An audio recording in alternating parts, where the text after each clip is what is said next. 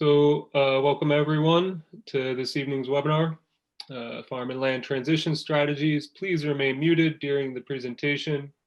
For questions, please use the chat window and we'll cover your questions during and after the presentation. Please don't forget to take the survey at the completion, which will be a link in the chat box window. My name is Aaron DeLong. I am the Delaware Valley Hub Manager for Pasa and the lead coordinator for dairy grazing apprenticeship in the state. Tonight we have Frank Kurylo of Kimberton CSA, Hannah Smith-Brubaker of Village Acres Farm, and the Executive Director of Pasa, and also Michelle Kirk and Marlene Kaltenbach from Pennsylvania Farmlink. Frank, Hannah, and the Farmland folks are going to share their stories around farm and land transition, and then we'll just have a conversation and take questions from attendees on what people spoke about and towards. So, without further ado, I'm going to invite Frank to sort of share his experience in starting his farm business and transitioning a farm business over in Kimberton. Frank, thank you for being here, and take it away. Awesome. Thank you, Aaron. So yeah, as Aaron said, my name is Frank Kurylo. I'm one of the co-owners of Kimberton CSA in southeastern Pennsylvania. I also work with Pasa as a registration tech for their winter conference. So yeah, a little bit about the CSA. Kimberton CSA is the first CSA in Pennsylvania and one of the first CSAs in the country. The business was started in 1987 as a collaborative effort between members of the community, the Kimberton Waldorf School, and the original farmers, Barbara and Carrie Sullivan. We're a 10-acre certified organic and certified biodynamic vegetable farm, and part of a larger plot of land owned by the Kimberton Waldorf School. 7 Stars Dairy Farm is as well an organic and biodynamic farm operating on the land that surrounds Kimberton CSA. We both have a lease with the Kimberton Waldorf School, both located on agriculture conservation easement land. In 2002, the business transferred from the Sullivans to an intern of theirs, Birgit Landdown, who took it over as a sole proprietor and farmed with her husband, Eric, for the next 15 years. Which in that time was when I first started farming and first got to Kimberton CSA, which was 2012, and where I met my now business partner, Andrew Turner. So Andrew and I had worked at Kimberton. He was there in 2011. I came on in 2012, and we each farmed there until 2013 under the Landdowns. Basically, we stayed in touch after we departed from Kimberton. Andrew became the farm educator at Weaver's Way in Philadelphia, and I joined the crew at Two Gander Farm in Downingtown. So we had each been working at our respective jobs for the next 3 seasons when we kind of got the itch to branch off and start something of our own. So we began talking about that in late July, August of 2016, and just kind of started to spitball ideas of what, starting a farm looked like. And within probably 2 weeks of us starting those conversations, I found myself at a farm tour at another farm in Downingtown, hosted by Penn State Extension, where I got into conversation with the farmer about our former mentors at the CSA moving to New York.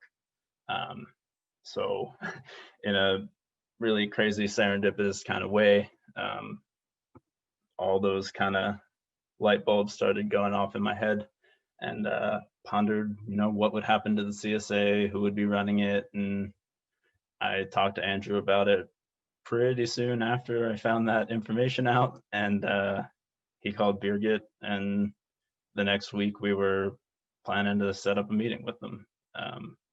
They ultimately ended up moving to New York to take over Blue Heron Farm, where they participate in the Ithaca Farmers Market, and a couple other different avenues.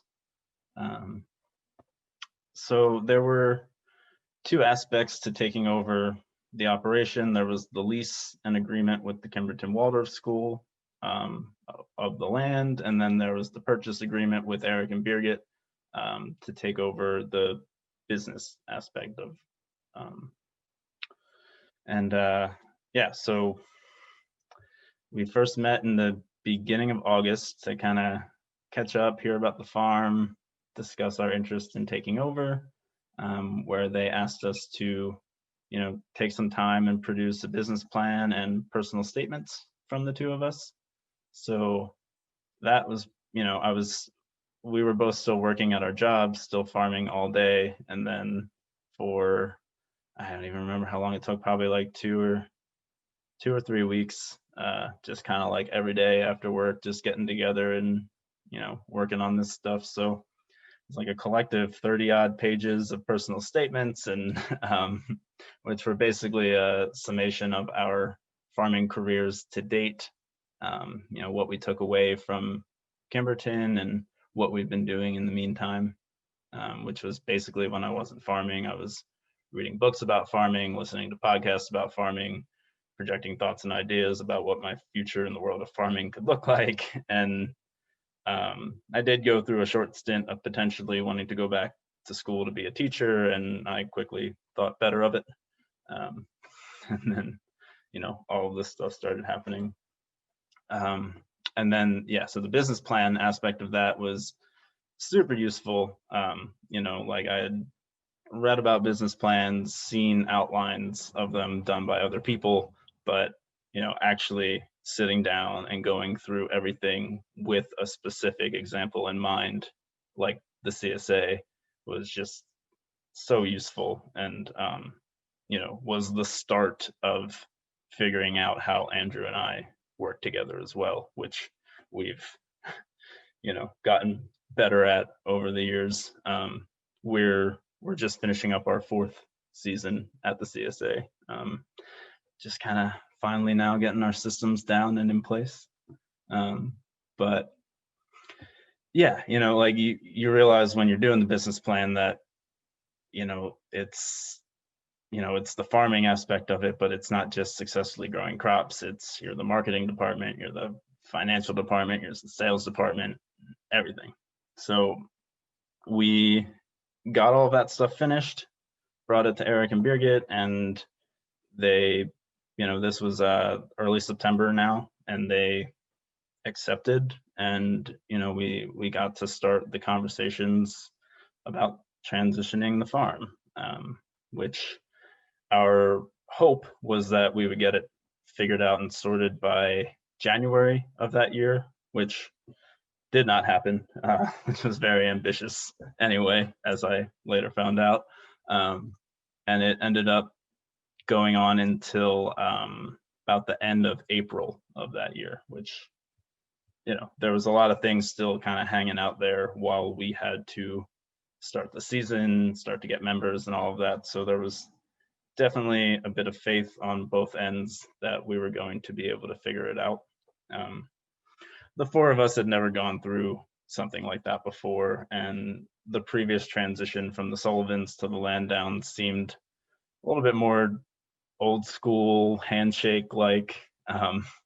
And Andrew and I were confident in our farming at the time, in our management abilities, but as far as like running the business goes, we were starting something entirely new to us. So we also had to figure out what a business transfer like that looked like, especially one so unique like a small scale CSA transfer.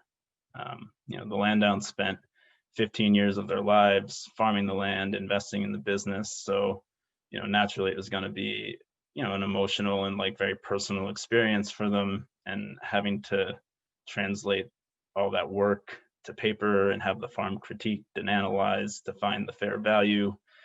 It's just bound to create conflict and disagreement with all of those factors considered. So conversations would escalate, get a little emotional at times,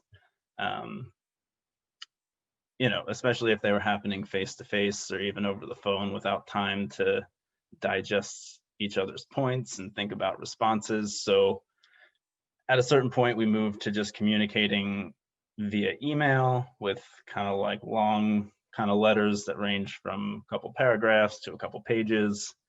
And it was just like a better way to have time to construct thoughtful responses than just let emotions and knee-jerk reactions go wild.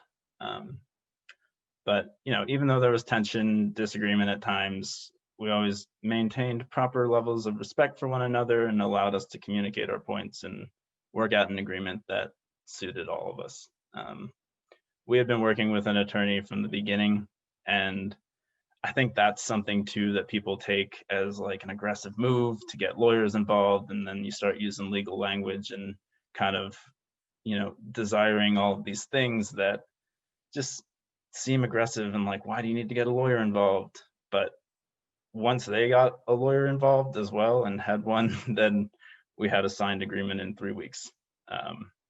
We did end up going through 26 versions of our purchase agreement before landing on the final one, but it was an experience.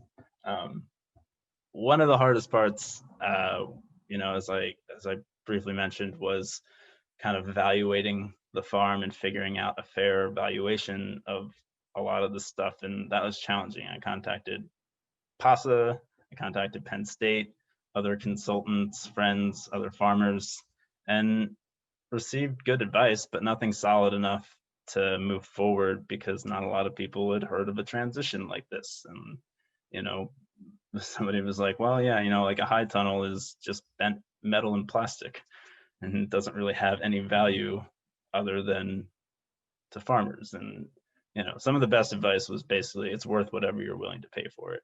And for some reason that comment stuck with me, and from then on it just seemed like it was doable. It was up to us to make it work. We weren't going to be able to just Google how to do it, and we were we just needed to commit and know that we were going to figure it out somehow. So we were able to get most of the tractor equipment and that kind of machinery appraised by a local guy that we all agreed was reputable. The goal of the appraisal would be to find the fair market value based on, facts from his personal inspection, as well as research on these items and similar ones kind of worldwide.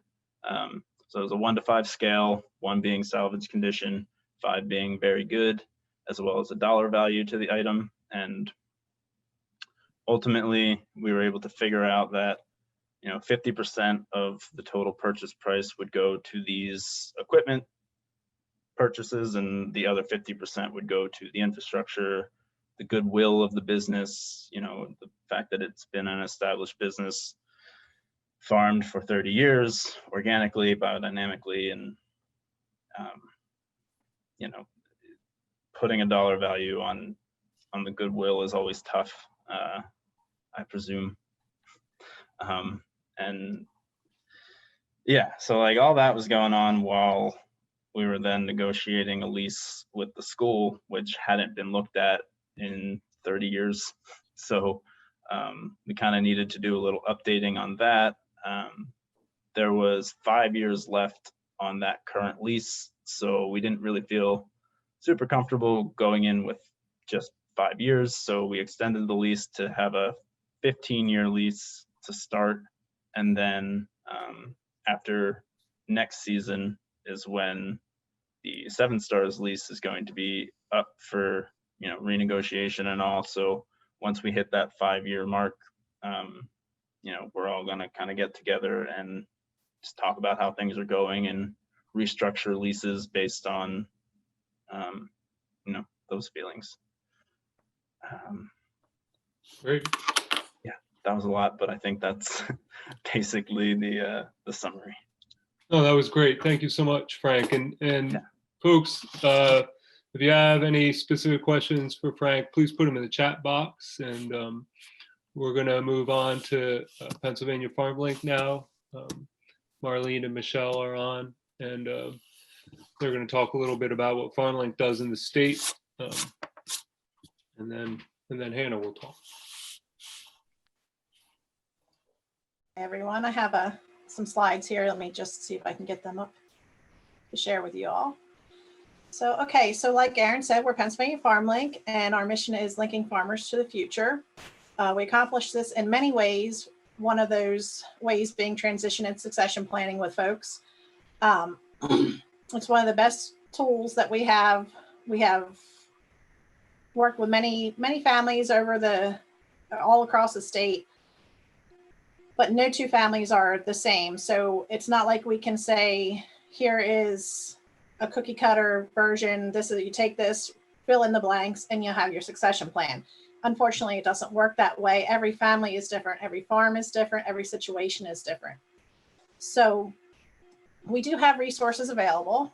If I can get my screen to switch here. There it goes. So we have one workbook, Planning the Future of Your Farm. That is our main succession workbook.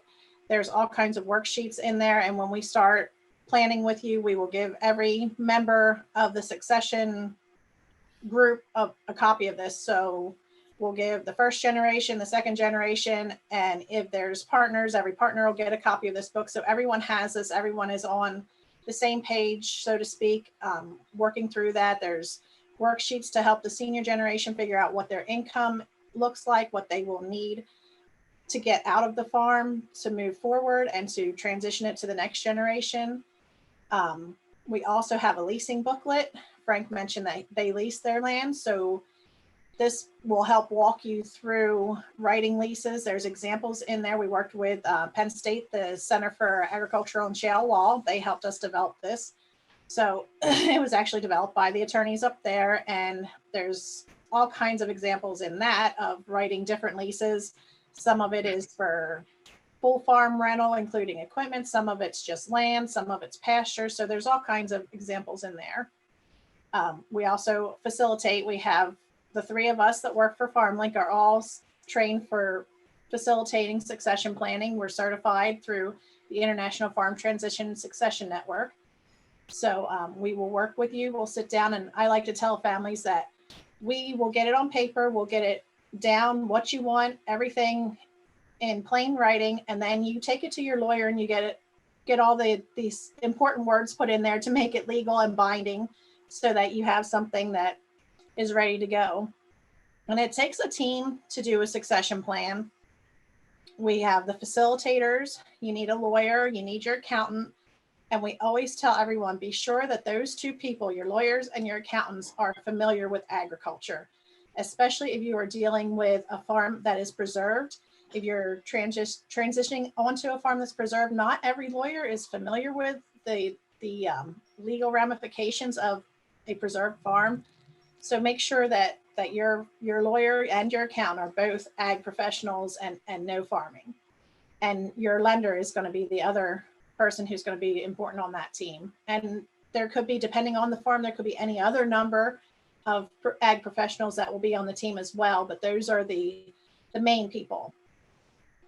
So I'm going to pass it over to Marlene. She is our database manager. So she's going to talk to you a little bit about our database. Okay, well, good evening, everyone.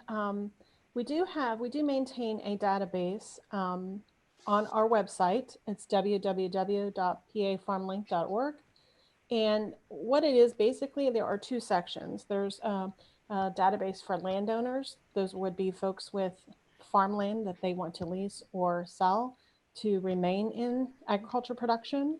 They're looking for somebody specific, typically, to come into their onto their farm and take over, continue, what they've been working on in many cases for, decades, although their life, to keep that farm going.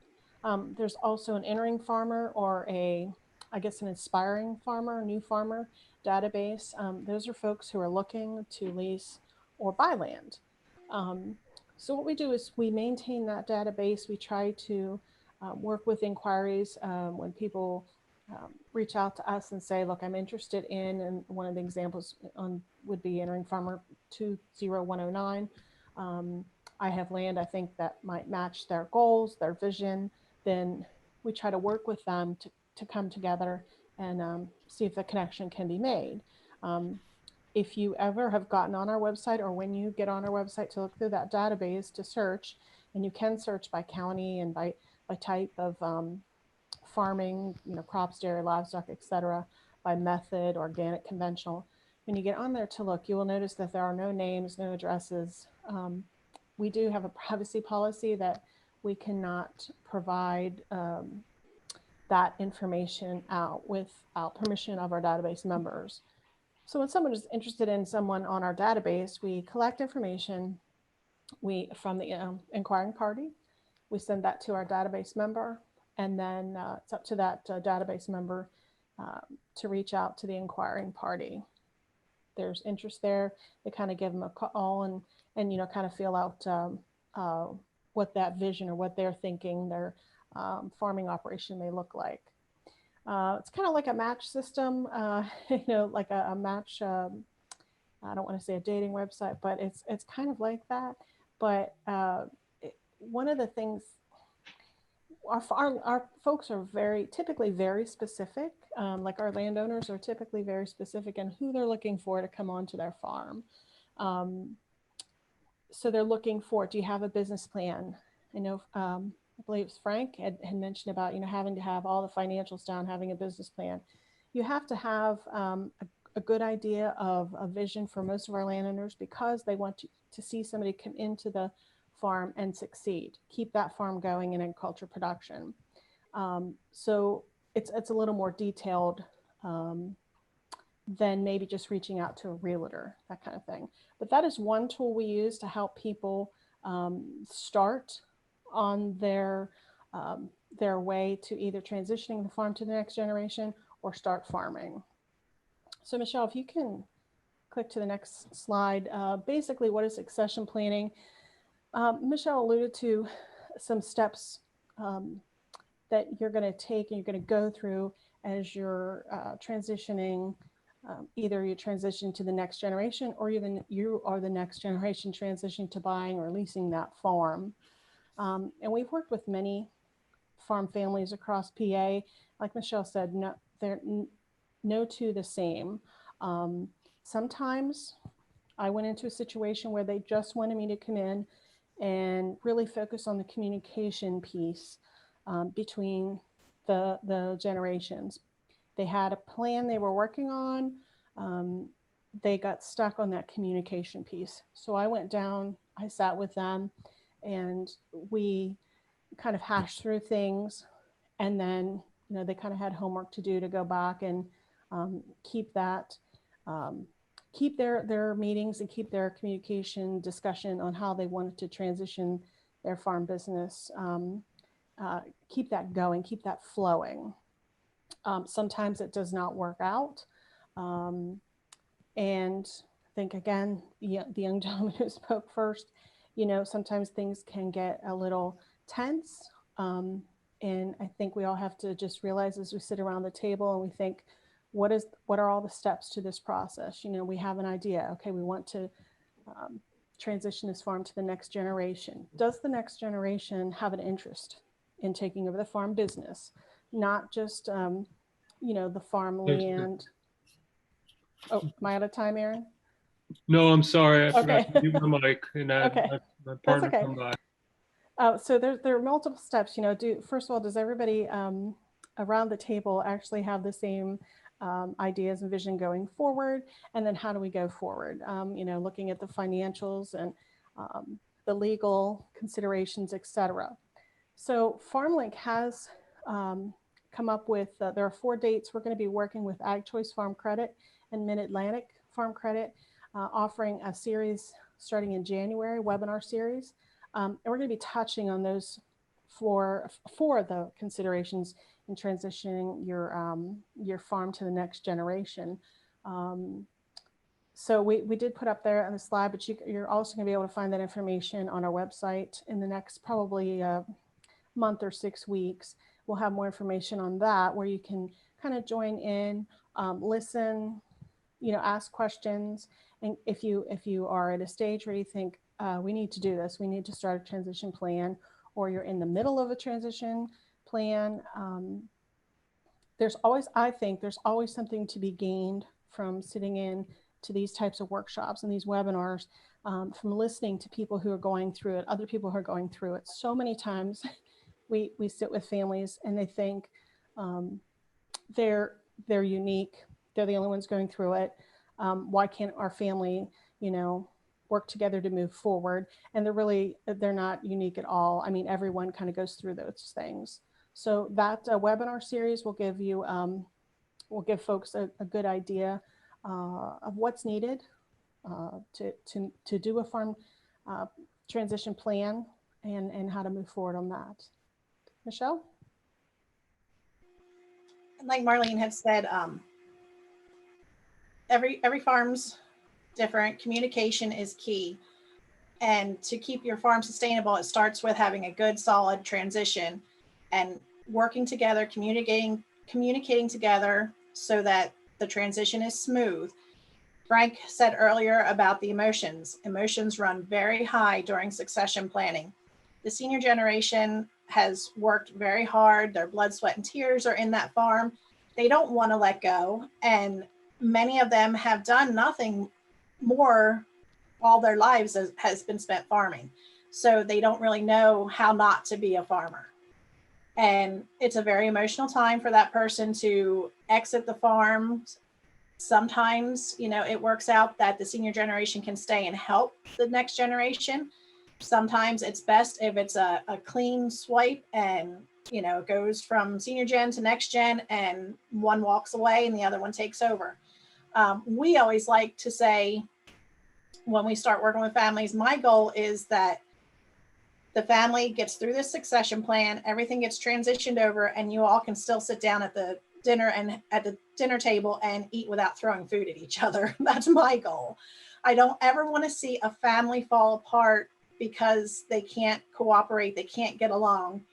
It's, it has to make sense, it has to work. We also always look at the financials for the farm. And if we see that the next generation will not be able to succeed because the farm has too much debt or it is not producing what it should, we will be blunt and honest and tell you that. Because again, we want to see the next generation succeed. We don't want to see you step into something. We will not set you up for failure. And it's a hard thing to face because many times the next generation, all they want to do is farm, dad's farm or grandpa's farm or whatever. And we understand that. Trust me, I was a farmer for over 20 years and I understand that. But if you are not going to be able to make it work and make it succeed and be successful, we will encourage you to think in other directions. But we will do everything we can to give you the tools and the resources that you need to get it headed in the right direction so that you can take over that farm and make it work. So one of the things for you to consider is to look at the farm, look at the big picture and look at the present day, look at where the farm is now, and then consider where you want to be. And you want to look at short-term goals and long-term goals and think about how you're going to get there, what you're going to need to do. Are you going to need, that senior generation to stay on for labor that is, I don't want to call it cheap labor because that sounds kind of crude, but generally they will stay on and help, and you will not have to pay them what you would have to pay someone else that's coming in to work for your farm. And sometimes the senior generation needs to stay on for income as a job. So look at that, make a list of all of these things and sit down and go over them one by one and figure out how you're going to get there, how you're going to do it, and how you're going to make it work. One of the other things that we always encourage people to do is be sure that everything is in writing. This is not an easy process. It is not a process that happens overnight. It does take a long time. It will challenge you and it will change you. But most of the time it's well worth it. If, all of you who have farming in your blood, you know how important it is to be a farmer and what it's like. But get everything in writing, even whether it's family or whether it's not family. Frank earlier mentioned that things have been done previously with the handshake deal, and that's fine. And that used to work. However, in this day and time, please don't do it. I can tell you personally, I had an agreement with my in-laws to take over the farm. We had that agreement. My husband and I had that agreement with them for several years. My husband passed away in 2015. My mother-in-law asked what I intended to do. I had already spoken with my lender and we had a business plan in place and what I was going to need to do. I said, you know, I still plan to purchase the farm and keep farming. About 3 months later, my brother-in-law called and said that there was a realtor coming to list the farm for sale and that they were no longer selling it to me. I called a lawyer. I did not have anything in writing because it was family. You don't need to have it in writing with family, right? Wrong. And so I am no longer farming because of that. So please get it in writing. I had mentioned the resources, the workbooks we have earlier. If you are in the process or getting started with succession planning, shoot us an email. We can get one of those out to you. Or if you're leasing land, we can get one of those out to you as well. And I just want to add to something, Michelle. Oftentimes people think that doing a farm transition plan, we can kind of do that over the winter, that kind of thing. And there are families who work for years to try to get everything just the way everybody wants it to. A lot of times too, the next generation, their lives are fluid. They don't know what they're going to be doing. So that also needs to be taken into consideration, that it's okay if it takes a little while, a couple years, what have you, to get something in writing. But the big part is starting, getting started, getting people around the table, maybe not necessarily a dining room table, go outside around the picnic table somewhere where, it's not the same old, and dad's sitting at the table and mom's sitting at the other side. But the key is getting started. We had a family in Western PA where they were very blunt about the challenges they had with their farm transition plan. And they said the day that they ended up finally getting a plan settled and in writing and legal with the senior generation, that day they knew the next day they were calling the attorneys to start their transition plan for the next generation down, because they did not want to go through spending tens of thousands of dollars, each of them spending tens of thousands of dollars and years. They recognized what they went through, and they were then going to be proactive for the next generation to keep their kids in the loop. So the biggest thing I can say is get a conversation started, get something in writing, get people meeting and talking. And as the quote says, if it doesn't challenge you, it won't change you. So that's my biggest thing, is just try to get something started. Right. And keep the communication open, keep talking through it, even if it does take a couple years. Keep communicating with each other, keep the lines open and be honest. And it's hard because lots of times the senior generation does not want to share with the next generation the financial situation that they're in. We understand that, but that has to be shared, because if the next generation doesn't know what they're stepping into, it's kind of hard for them to make a plan. And another thing we like to tell people is it's never too soon to start a succession plan. And it's a living, breathing document. It's not, once it's written, that like it's set in stone. We're not chiseling this in stone. This can be changed and things can be added over the years. If the next generation gets married, things can change that and that can be put in. Anything can be added to them, but it's important to get it started. And you can start one too late. If your senior generation gets to the point where they're fairly up there in years, you can start too late. And there's a lot of things that can go into if their health fails, and we've seen it happen. So we just encourage you to get started. Oh, Michelle, Marlene, unless there's anything last you want to add before we circle back in the question and answer. It might be a good timing to move on to Hannah if that works for you. Great. So Hannah Smith-Brubaker is the director of Pasa. She's also co-owner operator of Village Acres Farm. Hannah, thanks so much for being with us tonight. Thanks, Aaron. I have just a few photos that I wanted to share, mostly to give context to some of what I'm saying. This is our main farm. We have about 25 acres that we are rotating between vegetables, animals, and cover crops, and then an additional maybe 25 acres of forested land and a new 15 acres of pasture.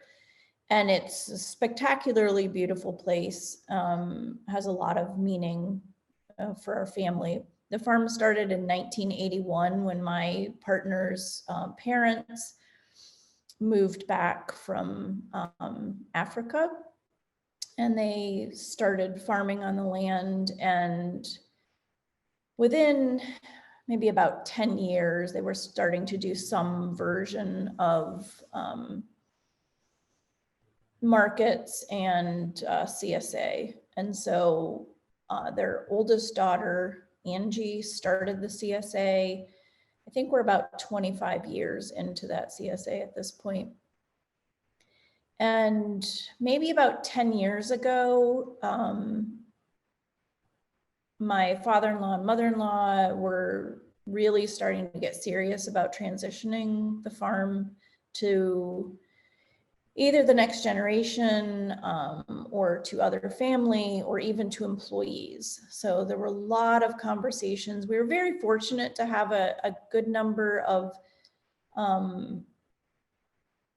farm managers or crew leaders who stuck with us for a long time. And we're very proud to say that about 70% of our apprentices have gone on to farm for themselves. So I think there was some hope at first that one of the employees would take over the farm, because at the time, none of the children was planning on moving back to the farm. My partner was heading up a farm in Albuquerque, New Mexico, and started to have a bit of a crisis over water usage and started thinking about, well, what could it look like to actually move back to Pennsylvania? We are in a very, very rural area. We're in Juniata County. And so that has its own, complications. And so when it became clear that sort of as a family, we were thinking, let's try this out. We did a lot of planning. And I would say that, let's see if I am able to switch this. So this is my partner, Deborah, and her dad, Roy. My goodness, we did so much planning with the family. And again, at the time, none of the other siblings was interested in coming back to the farm. Deborah has 3 siblings. And Roy really embodied the heart of the farm and did, of course, the work of 3 people. So part of our planning was around, well, okay, if we're actually going to do this, we still were very reliant on Roy continuing to work on the farm, and what it meant that he really did 17 hours a day of work 7 days a week at the time.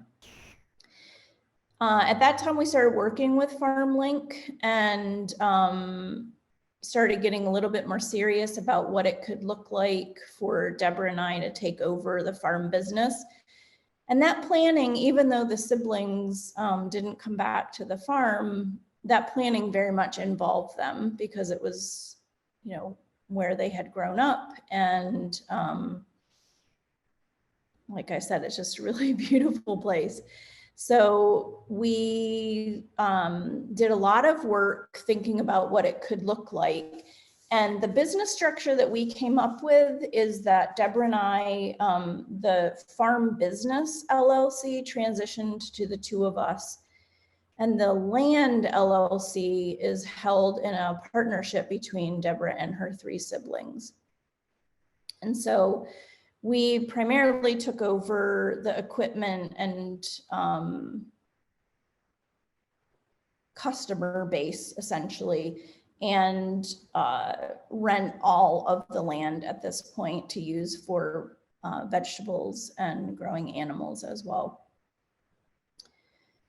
This, I would say, was me when we first started dreaming about what the farm business could look like. Looking back, I think, my goodness, I was really naive, very, very innocent. We, had the whole future ahead of us and what all these dreams about what it could look like.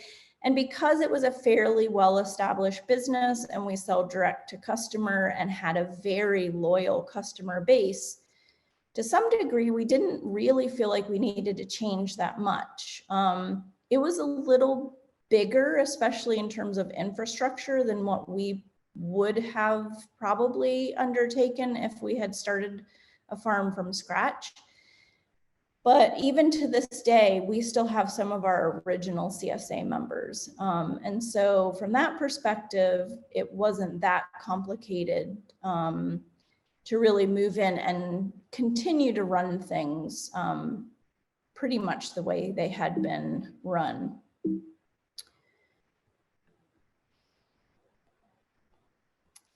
I show this picture because those early days, again, were just full of a lot of happiness and kind of dreaming up what the future could look like.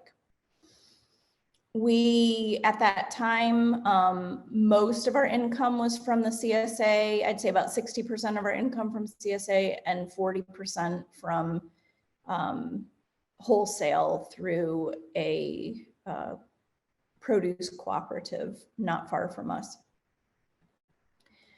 And then,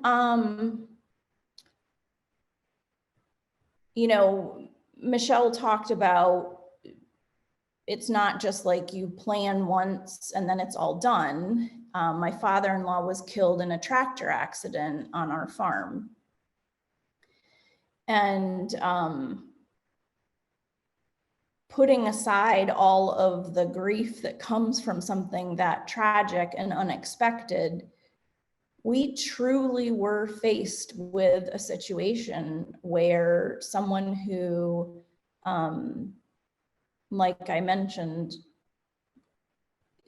carried the preponderance of the tractor work and long days work, not that we weren't doing that as well, but really could put in two or three person day pretty regularly. So we decided to scale back for a couple of years. We really couldn't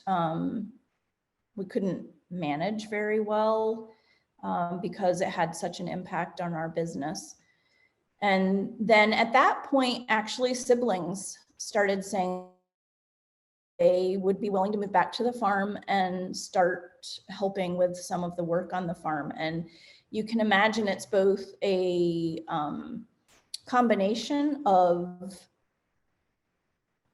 wonderful, we've got family coming to help us, and then each one of those people comes with their own ideas about what they would like the farm enterprise to be.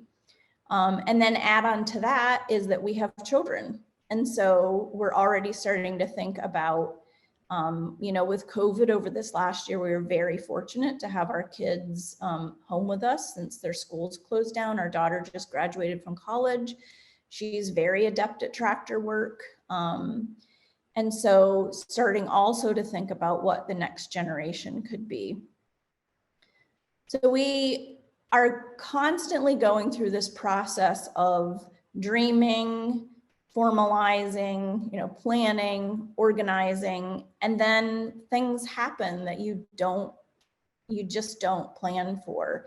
And so you've got to have the kind of communication with each other where, regardless of what happens, you've got to respect that each person sort of has their own vision for what the farm can be.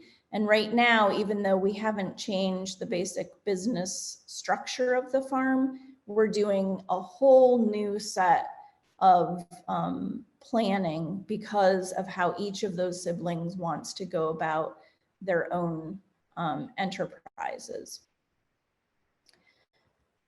So I show this picture just because I think we're at the point now in our healing where we sort of see Roy everywhere in the farm. And even though he's not, with us in person, a lot of our farm identity is wrapped up in sort of the legacy that he set for the farm. And we very much celebrate that. And so I don't have a lot else to say other than just once you have your plan in place, again, like the folks at Farmlink mentioned, it's not a static thing by any means. It's a constant renovating of what the future can look like and what the implications are for all the people involved, formally and informally in the business. And communication. Thank you, Hannah, for taking us through that transition and for those beautiful images. So now's the time when we can have a question and answer discussion with attendees. Folks, if you want to type things in the chat box, that'd be great. There's almost 30 of us, so having people unmute isn't always a good idea at that number. We don't have anything right now that I see, so I might pose one that is, I think, a pretty obvious one to the people who have gone through transitions. What would you have done differently? One thing that you would have done differently with the transition process as you navigated it, either alone or with your partner.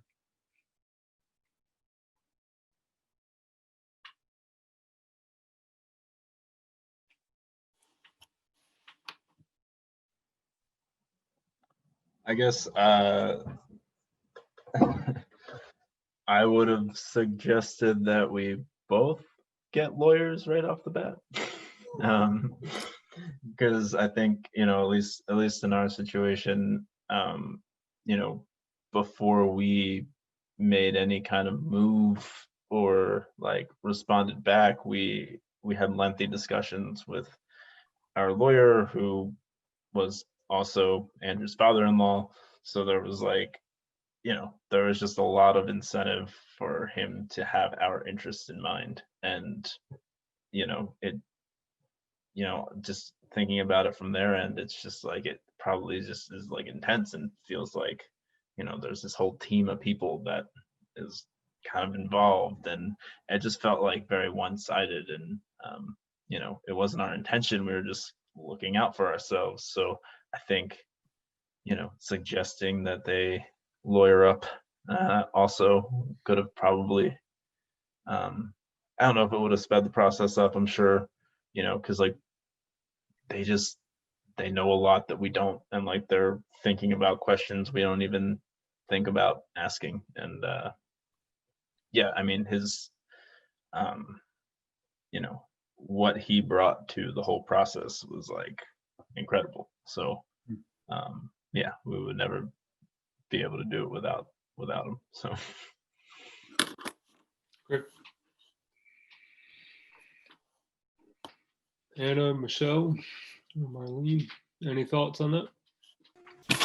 Yeah, I agree. Like Frank said, lawyers are definitely important. At the minimum, have a facilitator. who can act as the go-between. And, that way you're not asking the questions to the person that you're transitioning from or to, if the emotions are that high. And sometimes the difficult questions and situations, it's helpful to have someone as a go-between there.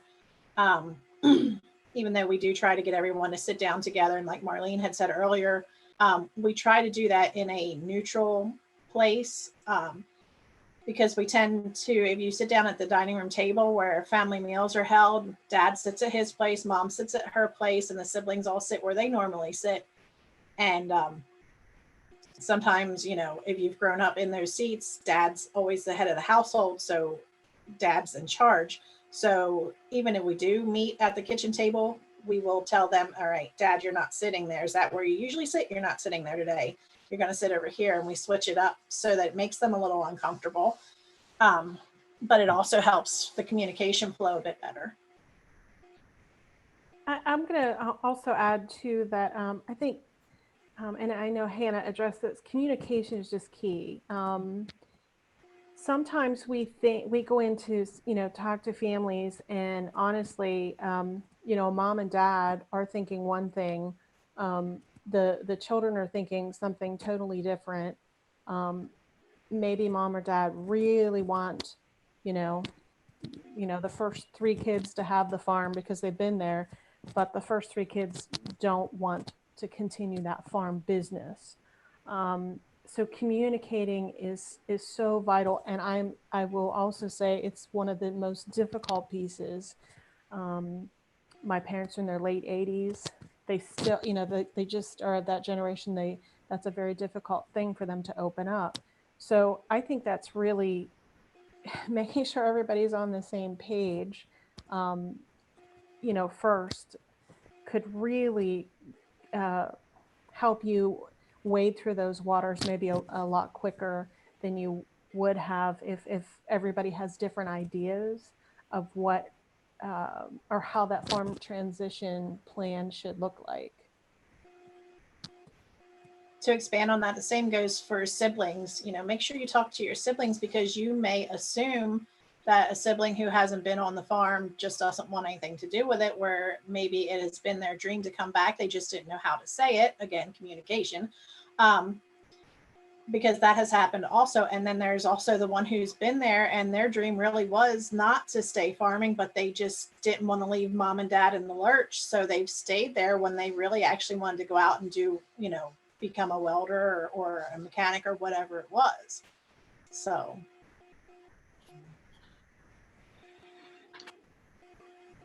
We had one for Frank.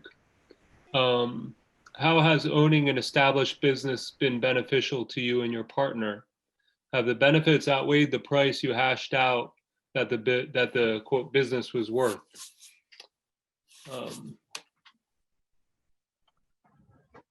I mean, so yeah, it's obviously like, we talk about like what it would have been like starting from scratch, and, definitely having the established business,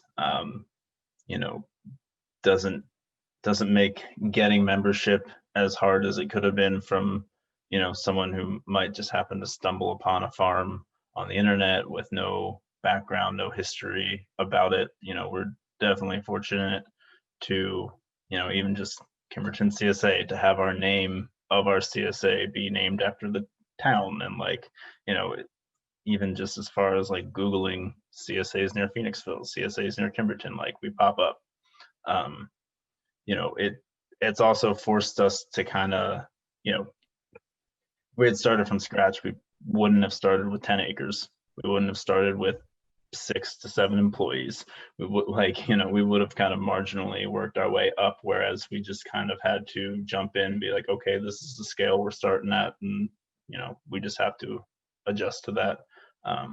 Which honestly, it wasn't a huge adjustment because we had farmed there before, and the farm that I was at after Kimberton, in between Two Gander, was slightly bigger than where we're at now. So like the scale was familiar.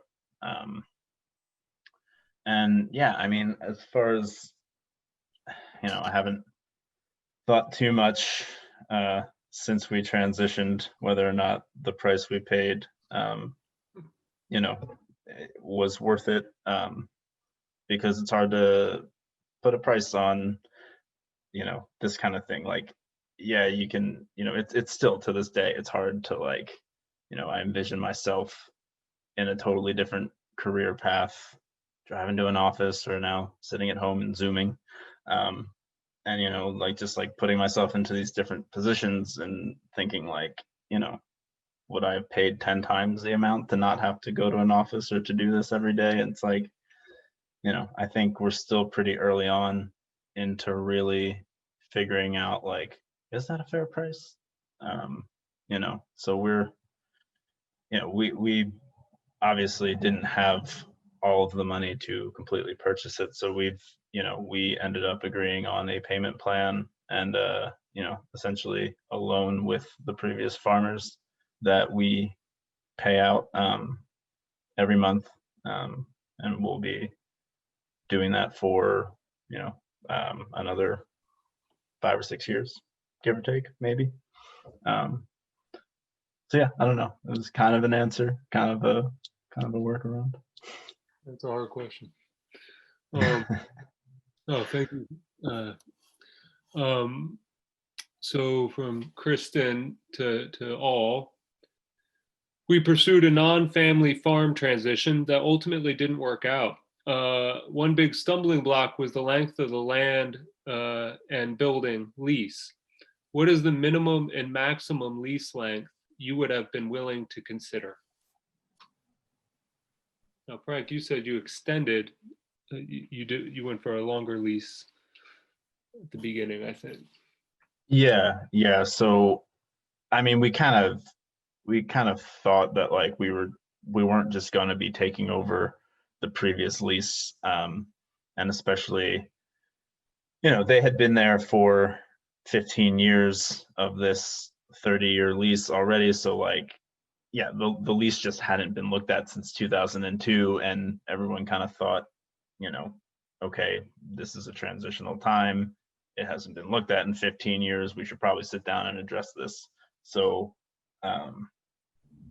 we weren't willing to go with 5 years, which was what was left anyway. So that was just kind of one of the points that we had made. I don't really know how I guess we kind of landed on 15 because the first farmers were there for 15, second farmers were there for 15. So, we had just kind of been like, all right, we'll go with 15, knowing that in 5 years, we'll have that meeting with the three of us that, we'll still be able to, we'll come up with something, we'll talk about everything. If we want to extend the lease even further at that time, if we like how things are going, we can. If we don't, we have the ability to just continue with our previous lease and have 10 years to go on that.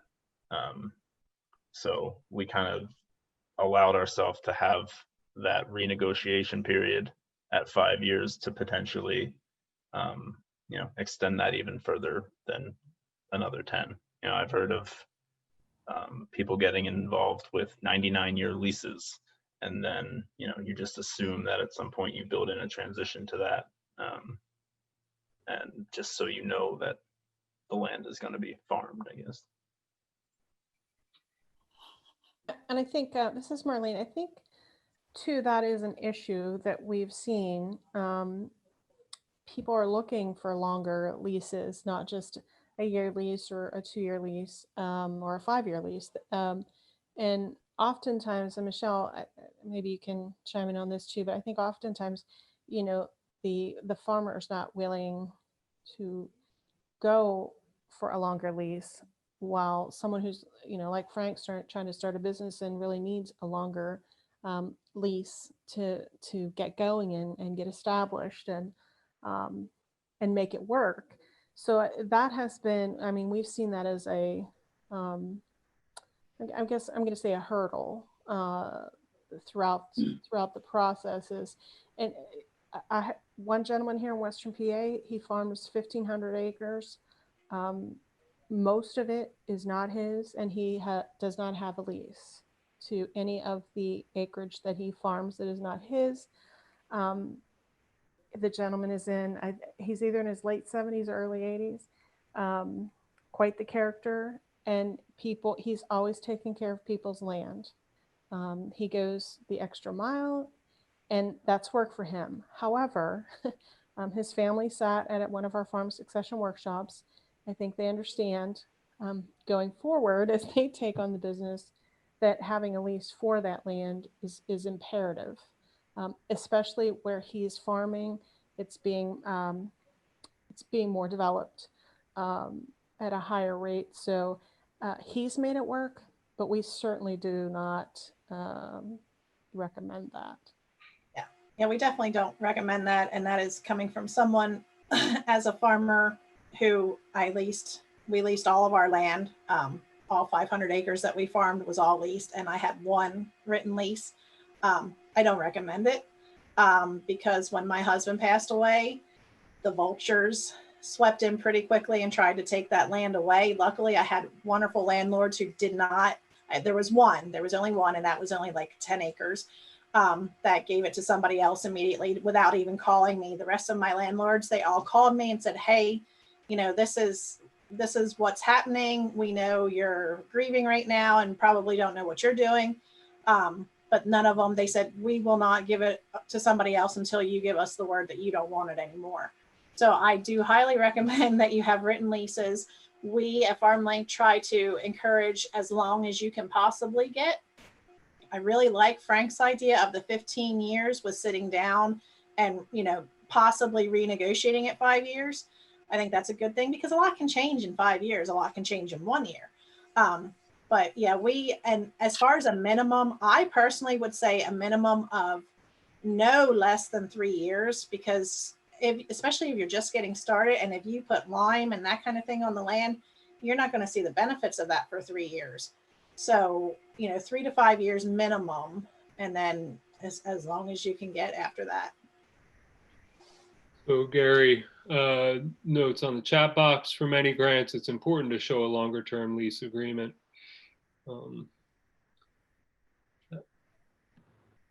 I think I had a question for Hannah,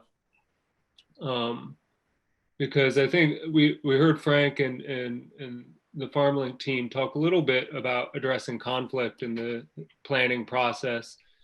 And I'm wondering if you and Deb and your family, if there was any tension or conflict in your planning processes, and how you guys worked with that, if there was. Mm-hmm. Yeah, I think we were pretty fortunate, at least, at the beginning. There was a lot of collaboration and cooperation, and I think everybody believed that we all wanted the farm to stay in agriculture, and everybody was grateful that there was an opportunity for the next generation to take over. But I'll say that, since then, with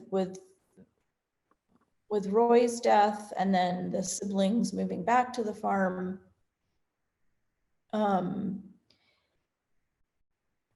would say that it's harder to have conversations when it's not just sort of one couple who's pretty clear about what they want to do. It's, multiple people being involved with different ideas about what they want to do, but no actual, not business plans not in place. So we're actually going through, we're working with a facilitator for each sibling to do their own business planning and start thinking about the enterprise. And then likely, instead of bringing additional partners on into our farm business, we'll probably all form a business together to market our products. So we'll probably continue in the same vein with the farm. One sibling is really interested in and has a lot of experience in growing in flowers. So that I can see becoming an enterprise. Another sibling has a lot of background in, healthcare and more, naturopathic, herbal type interests and forestry and like nursery crops, that type of thing. So I hope that with good business planning for each enterprise, we'll be able to move ahead a little bit without maybe the tension that might be going on right now, just because there's so much uncertainty. It's hard for the primary business to plan with that level of uncertainty, and it's hard for the siblings when they don't really have clarity about their enterprises. But I really like this thing that seems to be evolving, that maybe we will have one common business enterprise, our business that is essentially to get all of our products to market. And we'll do that collaboratively, hopefully. But it's definitely, it's very complicated, very, very complicated.